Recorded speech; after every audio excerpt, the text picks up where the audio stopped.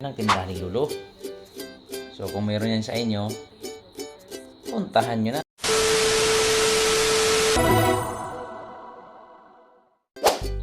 So guys, wala ka rin mga pera pero gusto mo ng mga appliances, tara, punta na kay Lolo. Kung mayroon tindahan sa inyo ni Lolo, makakapangutang tayo. Tara.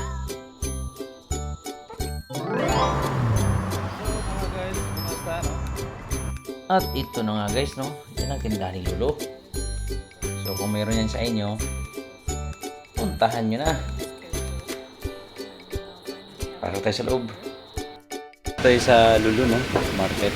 So, nakuha kasi ako ng yung microwave oven. So, mayroon siyang dito available na hulugan. 4 months to pay. So, ito siya guys, no?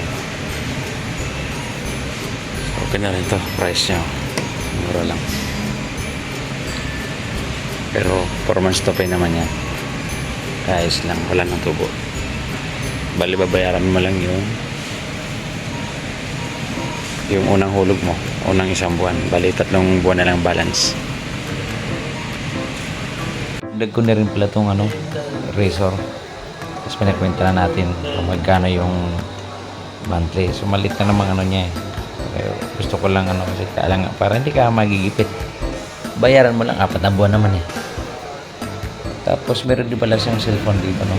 So limited ang video natin. Marami siyang klase and 4 months to pay din.